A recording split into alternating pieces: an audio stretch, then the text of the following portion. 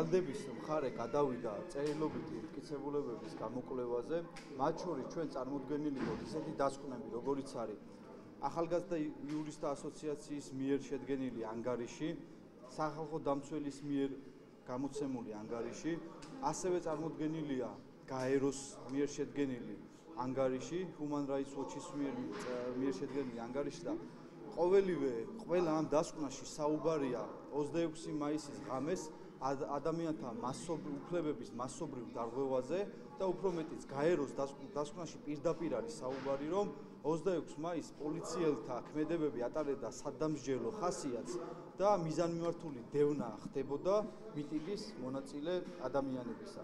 ამ მტკიცებულებებს ჩვენ გამოვიკვლევთ წერილობითი მტკიცებულებების გამოკვლევის ეტაპზე. იცოდე ყველაფერი ექსკლუზიურად.